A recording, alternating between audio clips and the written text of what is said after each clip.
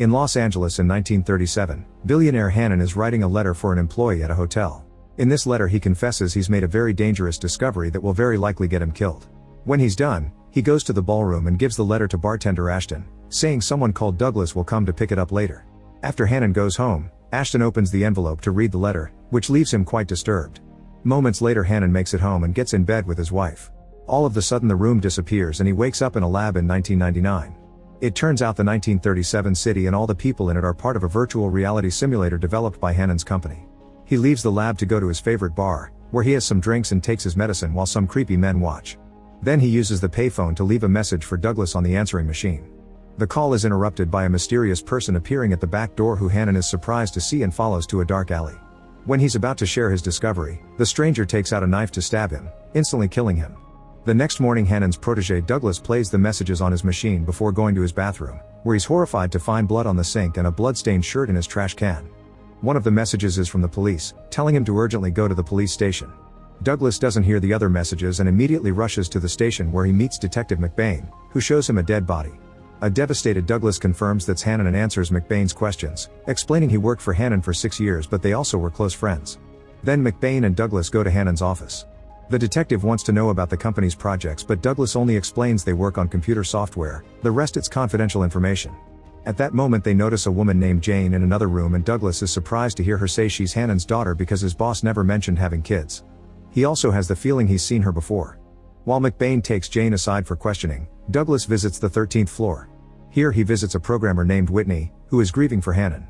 He tells him about the simulation they've been working on and how Hannon has been constantly visiting that version of Los Angeles even though they still needed months of work for the first trial. When Douglas asks him if he knew about Jane's existence, Whitney answers he didn't. Then Douglas returns to the lobby and sees Jane leaving in a cab.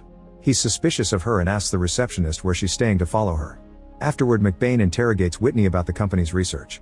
Whitney explains their virtual reality is filled with simulated self-learning people who are unaware that they're computer programs and that their choice to simulate Los Angeles in 1937 was because Hannon wanted to revisit his younger days. At the hotel Douglas finds Jane and confronts her in the lobby, asking her about her last conversation with Hannon. Jane explains she lived in France and a few days ago her father asked her to come to the USA to help him shut down the company. Then Jane meets with Hannon's lawyer to discuss her father's will only to learn that Hannon made a last-minute change and the company will be going to Douglas. At the same time McBain gives this same news to Douglas, who is as shocked and confused as Jane. This change now makes Douglas a suspect. Douglas says that on the day of the murder he didn't talk to Hannon, causing McBain to explain that Hannon's calling card was used right before he died. At home Douglas hears the rest of the messages in his machine and finally finds Hannon telling him about the letter he hid in the simulation. Hannon said he found something amazing but the recording ends when he asks the mysterious person, "How did you find me?" Douglas immediately rushes to the office and after searching for Hannon's information on the computer, he asks Whitney to connect him.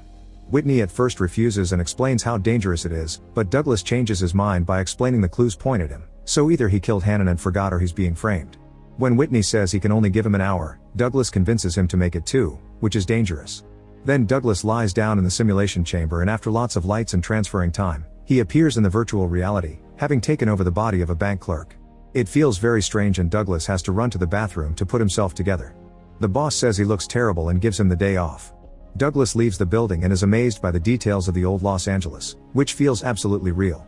Whitney told him that when Hannon connected to this reality he occupied the body of an antique shop owner in Pasadena, so once he's calmed down Douglas heads there in a cab. Soon Douglas makes it to the store and is shocked to discover that the owner Grierson looks exactly like Hannon. The man doesn't recognize him but he does think Douglas looks familiar. Next Douglas goes to the hotel and asks the dancers for information on Hannon until one of them tells him to see Ashton. Douglas is shocked to see Ashton's face matches Whitney but doesn't comment on it, he just starts asking questions. Ashton explains Hannon is a regular client and he always goes for young girls, which also surprises Douglas. When he asks about the letter, Ashton pretends he doesn't know what he's talking about. Suddenly Douglas starts feeling ill because his time is about to run out, so he runs to the bathroom as his body starts having a seizure. In just a second Douglas wakes up in the lab still feeling sick while in the simulation. Ashton notices that the body that Douglas used doesn't know where he is or how he got there. In the lab, Whitney helps Douglas calm down and scolds him for choosing 2 hours, however his mood improves when Douglas tells him how good and real the virtual reality is. Unfortunately he gets upset again when he hears that Hannon has been using this virtual reality to get it done with girls. The conversation is interrupted when a guard announces someone is asking for Douglas in the lobby.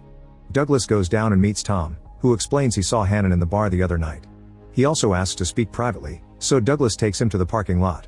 After asking for money, Tom begins beating Douglas up while accusing him of taking Hannon. Douglas defends himself and hits back, smashing Tom's head into a car window. Tom calls Douglas crazy and part of America's Most Wanted before running away. Sometime later, Douglas calls Jane and invites her to dinner. He tells her about the message that Hannon left him, yet he can't remember if he saw or talked to Hannon on the day of his death. Jane advises Douglas to tell everything to the police and stay away from the simulation, which may be causing the memory problems. Douglas thinks he met Jane before, but she refuses to talk about her past. She asks Douglas to dance and finally admits she thinks she knows him too.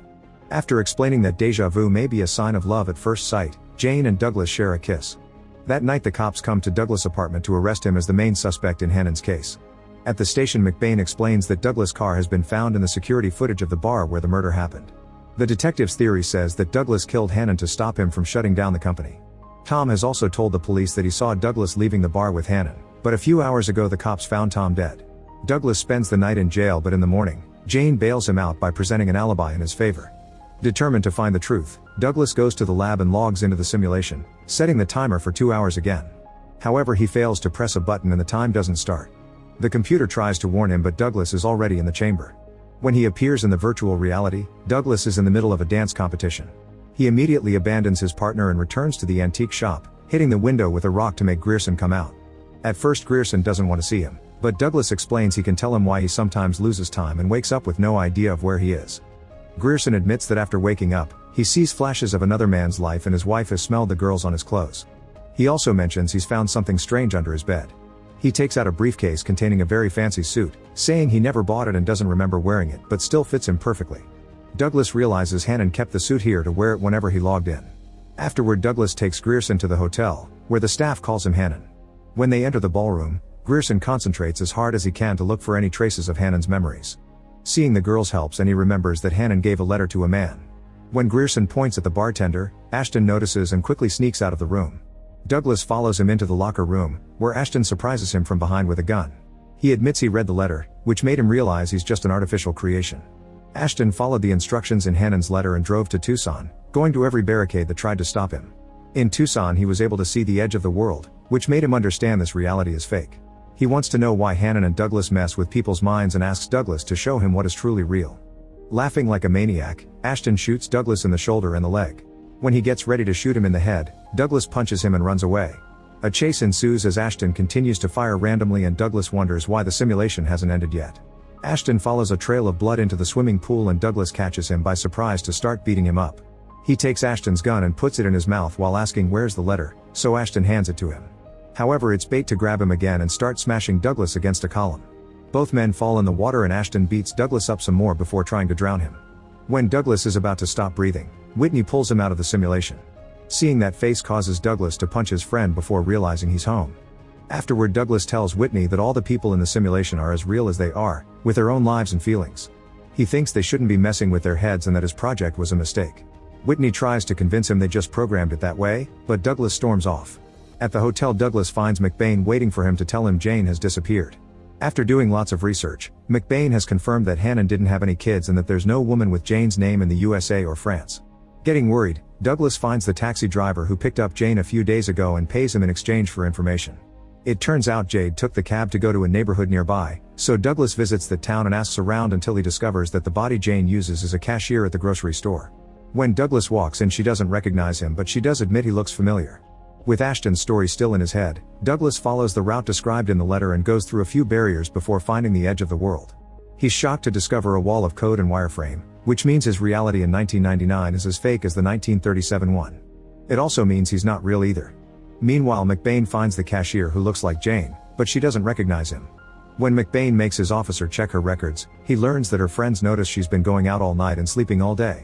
At that moment, Jane enters that body and sees McBain outside, so she hides and calls Douglas to ask him to meet him at Hannon's office.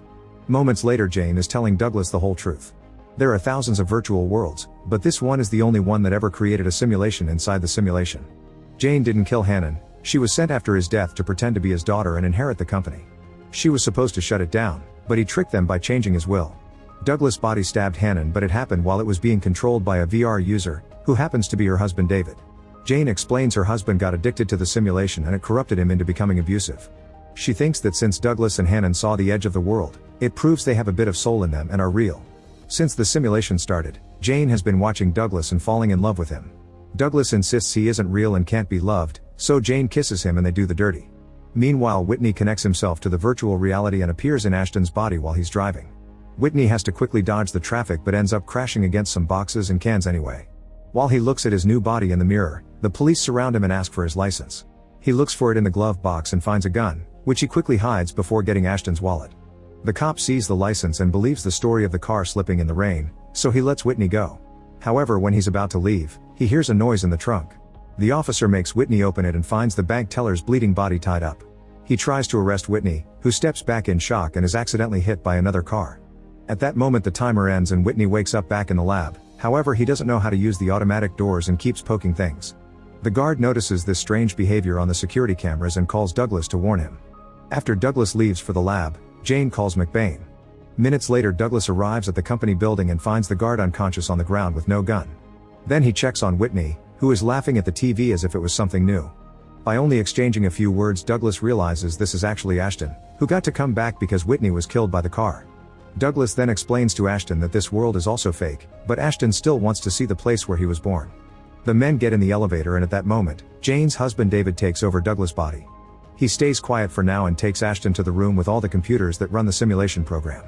While Ashton looks around, David finds the guard's gun and shoots Ashton twice to kill him. Moments later David reunites with Jane, pretending to be Douglas at first. While they kiss, David reveals his real identity and starts beating Jane up for getting dirty with another man. He throws her on the bed and starts choking her, so Jane reaches for the alarm clock and hits him in the head. She starts running as David opens fire, rushing right into the elevator. When David tries to hold the door, she pounds on his hand until he lets go. A furious David starts shooting the elevator doors but the bullets don't pierce it. When Jane makes it to the lobby, she discovers the front doors are locked.